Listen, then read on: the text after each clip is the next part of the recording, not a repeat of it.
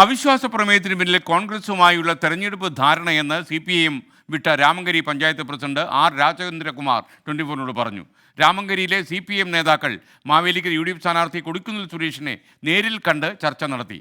Congress CPIM deal വോട്ടെണ്ണലിന് ശേഷവും പുറത്തു വരുമെന്ന് ആർ രാജേന്ദ്രകുമാർ പറയുന്നു. UDFിൻ്റെ 4 പേര്, LDFിൻ്റെ 3 ആളുകൾ. LDF എന്ന് പറയുമ്പോൾ CPIMൻ്റെ 3 പേര്, 2 ലോക്കൽ കമ്മിറ്റി മെമ്പർമാരും ഒരു പാർട്ടി അംഗവും. കേരളത്തിൻ്റെ ചരിത്രത്തിൽ ഇതുവരെ കോൺഗ്രസ്സിന് ോടൊപ്പം അവിശ്വാസത്തിൽ ഒപ്പിട്ട് CPM കൊടുത്ത ഒരു സംഭവം എൻ്റെ ഓർമ്മയിൽ ഇല്ല എന്നുള്ളതാണ്. അപ്പോൾ CPM കോൺഗ്രസും ഒരുമിച്ച് ചേർന്ന് അവിശ്വാസം കൊടുത്തു. ഈ അവിശ്വാസം കൊടുത്ത് ഇതിൻ്റെ കാരണങ്ങൾ ജനങ്ങളെ ബോധ്യപ്പെടുത്താനുള്ള ബാധ്യത ഉറപ്പായും CPMനുണ്ട്. കോൺഗ്രസിനെ സംബന്ധിച്ച് പ്രതിപക്ഷത്തിരുന്ന് കോൺഗ്രസ്സിന് പ്രസിഡന്റ് സ്ഥാനം ഉൾപ്പെടെ ഓഫർ കിട്ടിയപ്പോൾ സ്വാഭാവികമായിട്ടും അവർ അതിന് ഒരുങ്ങും. അവരെ കുറ്റം പറഞ്ഞിട്ട് കാര്യമില്ല. പക്ഷേ CPM നാളെ ജനങ്ങളോട് ഇതെങ്ങനെ വിശദീകരിക്കും എന്നറിയാൻ എനിക്ക് അതിയായ ആഗ്രഹമുണ്ട്. ആലപ്പുഴയിൽ നിന്ന് മനീഷ് മഹിബാൽ വിശദാംശങ്ങളുമായി ചേർന്നു. Manish, good morning. പറയൂ വിശദാംശങ്ങൾ. ബ്രേക്ക് അല്ല, അപ്ഡേറ്റ്സ്.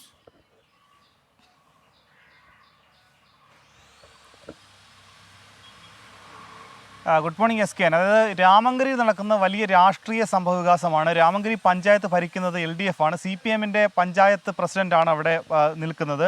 പക്ഷേ അവിടെ നാളുകളായി ഉണ്ടായ വിഭാഗീയ പ്രശ്നങ്ങൾ, കുട്ടനാട്ടിൽ കഴിഞ്ഞ ഓഗസ്റ്റ് മാസമാണ് 200-ലധികം CPIM അംഗങ്ങൾ പാർട്ടി വിട്ട് CPIയിൽ ചേർന്നത്. വിഭാഗീയ പ്രശ്നങ്ങളുടെ ഭാഗമായിട്ടായിരുന്നു അത്. അന്ന് ആ വിഭാഗീയ പ്രശ്നങ്ങളുടെ ഭാഗമായിട്ട് എത്രത്തോളം കൂട്ടക്കൊഴിച്ചിൽ ഉണ്ടായതിന് പിന്നിൽ പഞ്ചായത്ത് പ്രസിഡന്റ് രാജേന്ദ്രകുമാർ ആണെന്നുള്ള വലിയ ആരോപണം CPIM ഉയർത്തിയിരുന്നു.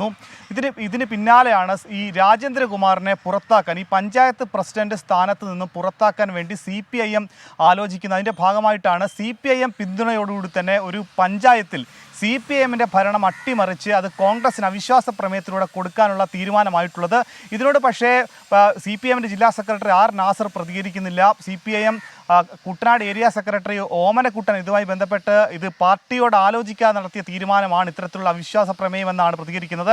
എന്താണെങ്കിലും പാർട്ടിയുമായി സഹകരിക്കാത്ത, നിലവിൽ രേഖകൾ അനുസരിച്ച് സാങ്കേതികമായി CPIMൻ്റെ എൻ്റെ പഞ്ചായത്ത് പ്രസിഡന്റായ രാമങ്കരി പഞ്ചായത്ത് പ്രസിഡന്റ് രാജേന്ദ്രകുമാറിൻ്റെ ഗുരുതരമായ ആരോപണമാണ് പുറത്തു വരുന്നത്. അതായത് മാവേലിക്കരയിൽ CPI മത്സരിച്ച സീറ്റിൽ അവിടെ UDF സ്ഥാനാർത്ഥി കൊടിക്കുന്നിൽ സുരേഷിന് വേണ്ടി CPM നേതാക്കൾ ചില ധാരണകൾ, ചില കരാറുകൾ ഉണ്ടാക്കിയിട്ടുണ്ട്. അത് വോട്ടെണ്ണലിന് ശേഷം പുറത്തു വരുമെന്നാണ്, ചില ഡീലുകൾ ഉണ്ടാക്കിയിട്ടുണ്ടെന്നുള്ള കാര്യമാണ് പുറത്ത് അദ്ദേഹം ആരോപണം ഉന്നയിക്കുന്നത്. ഏറ്റവും ശ്രദ്ധേയമായ കാര്യം, മാവേലിക്കര ലോക്സഭാ മണ്ഡലത്തിലടക്കം വോട്ടിംഗ് ശതമാനം കുറഞ്ഞ ഒരു നിയോജക മണ്ഡലമാണ് കുട്ടനാട് നിയോജക മണ്ഡലം. അവിടെ കഴിഞ്ഞ തവണത്തേക്കാൾ 10% വോട്ടുകൾ കുറഞ്ഞു.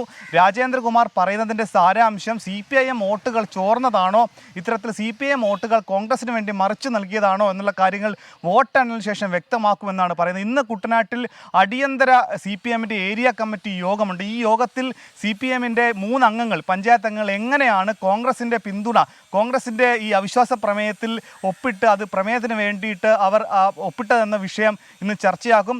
ഇത്തരത്തിൽ സംസ്ഥാന സെക്രട്ടറിയും ജില്ലാ നേതൃത്വവും വ്യക്തമാക്കണം എന്തുകൊണ്ടാണ് ഈ സംസ്ഥാനത്തടക്കം ഇതിനു മുൻപ് ഒന്നും ഉണ്ടാകാത്ത തരത്തിൽ ഒരു പഞ്ചായത്തിൽ CPIMൻ്റെ പഞ്ചായത്ത് പ്രസിഡന്റ്, നിലവിൽ വിട്ടുനിൽക്കുന്ന ഒരു പഞ്ചായത്ത് പ്രസിഡന്റിനെ പുറത്താക്കാൻ അവിടെ കോൺഗ്രസുമായി സഹകരിച്ചുകൊണ്ട് CPIM അവിശ്വാസ പ്രമേയം കൊണ്ടുവരുന്നത് എന്ന വിഷയം. എന്താണെങ്കിലും ഇന്നത്തെ അടിയന്തര ഏരിയ കമ്മിറ്റി യോഗത്തിൽ ചില തീരുമാനങ്ങളും ഉണ്ടായേക്കും.